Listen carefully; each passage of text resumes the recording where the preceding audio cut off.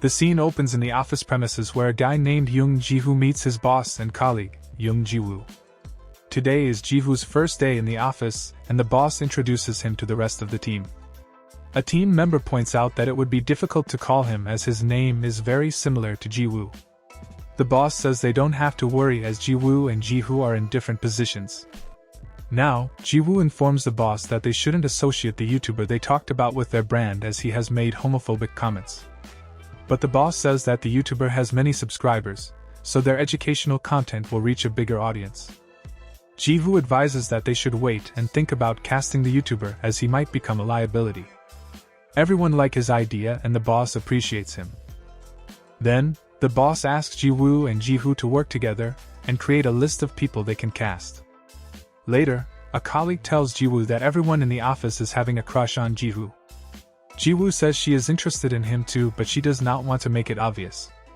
Surprisingly, Ji-woo comes there and appreciates her for speaking against that YouTuber. At home, Ji-woo's mother gives her some dating tips. She advises her to never ask out first as it is a man's job to hunt. The following day, Ji-woo asks the security guard about the courier delivered in his name. The guard says that someone else picked it up. Turns out, Ji-woo picked it up as their names are so similar. Ji-woo swiftly runs to get the package before she opens it, but it's too late. Ji-woo finds a neck collar in the box, but Ji-woo snatches it and says it is for his dog. She says this is too big for a dog, but he lies that his dog has a thick neck. While leaving, he accidentally drops the box and Ji-woo sees the coupon for BDSM products. He nervously picks it up, and the scene ends there. At night, Ji-woo talks to his ex-girlfriend about his situation. He is happy that no one knows about his fetish for BDSM, and Ji-woo is not treating him any differently. He wonders if Ji-woo also might be like him. The next day in the office, Ji-woo is with his team deciding colors for their products. He goes to pick something from the storeroom and decides to text Ji-woo for not telling anyone about his secret. Before he could send it, he sees her outside and starts backspacing, but accidentally sends the message and hides behind a toy. Ji-woo enters the room and asks who is behind it, but Ji-woo bumps his head and falls down. She takes the toy off and sees that it is Ji-woo. Then she immediately takes him to the doctor. After that, Ji-woo comes out of the hospital and thanks Ji-woo for not telling anyone. She also apologizes for ordering him around at work, and Ji-woo thinks that she is like him. He excitedly says that he is happy to find someone like him and asks her to be his master. Turns out, Ji-woo meant something else and realizes that he bought the neck collar for himself. She goes home and starts researching BDSM. She learns about the D and S relationship, which involves one dominant and one submissive person. The one who gives orders is called Dom, and the one who obeys is called the sub. Then she explains the entire situation to her friend, Jaime. Jaime suggests that she should play dumb and give some time to Ji-woo. The next day, she meets Ji-woo at an office event and acts like everything is normal. She later finds him crying near a car and asks what happened. Ji-woo says that he likes her, but now she is disgusted by him and thinks of him as a creep. And he has only ever told about his fetish to Hannah, who is his ex-girlfriend, who dumped him for being a pervert. But Ji-woo replies that she was just giving him space and everyone is perverted in some way. Ji-woo gets excited hearing it and asks Ji-woo to become his master. She awkwardly says no, so he leaves from there.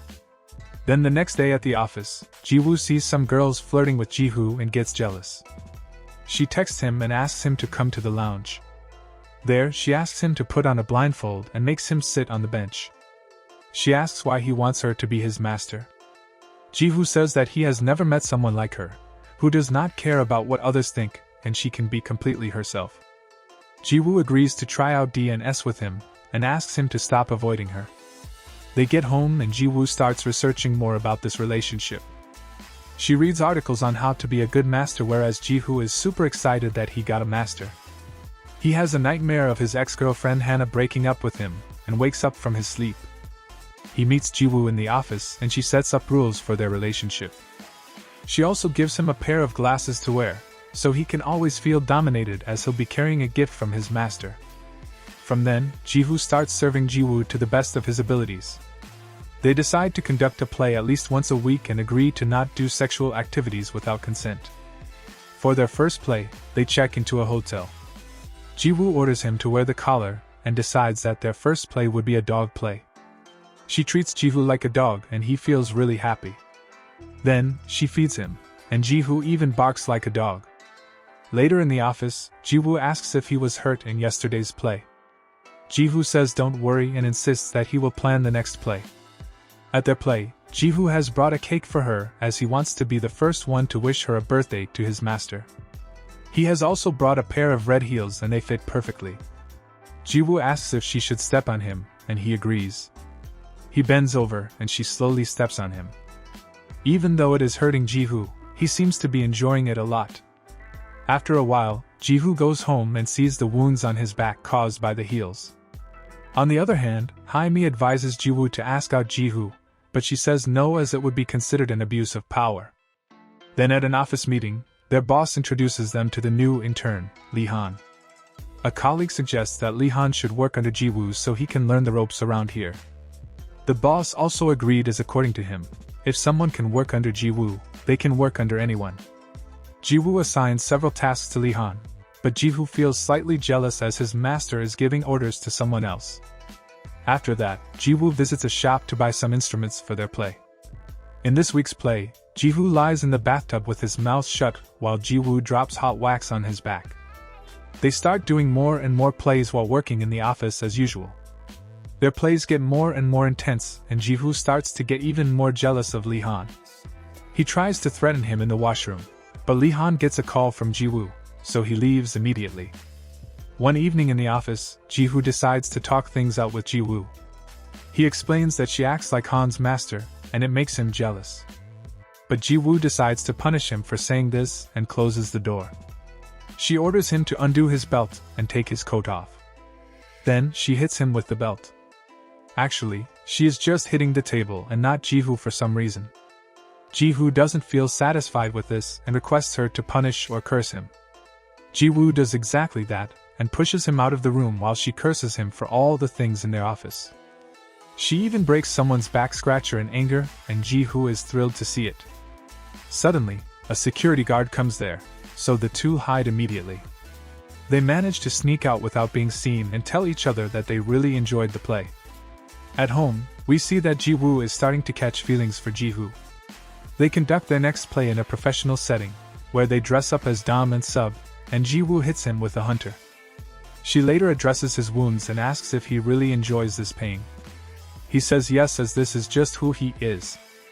After a while, Ji-woo takes him to a cafe and says they are here for their next play.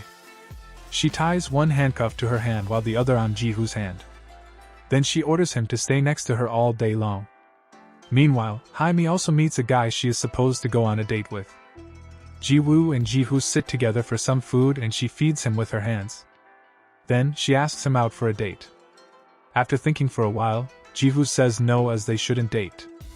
Meanwhile, Hae-mi has gone to a private room with the guy. The guy immediately takes off his belt and asks if she wants him to hit her.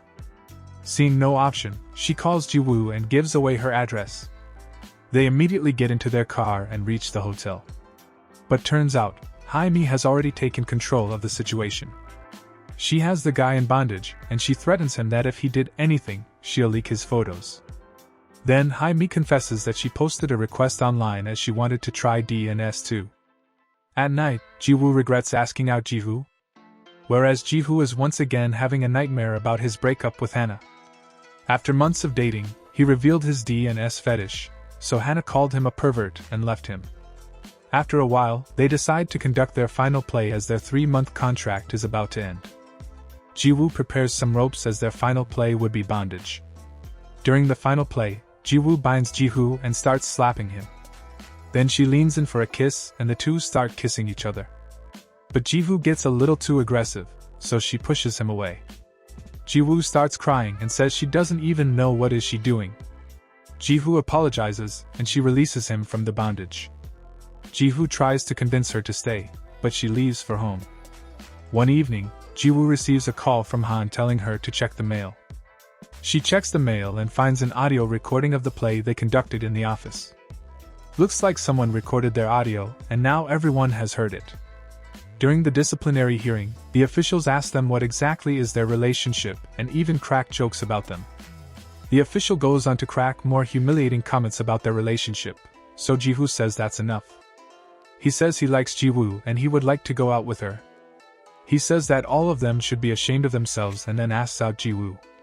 Ji-woo says that they apologize for their indecency in the office and that they will carry on with their relationship outside. The two then leave the room.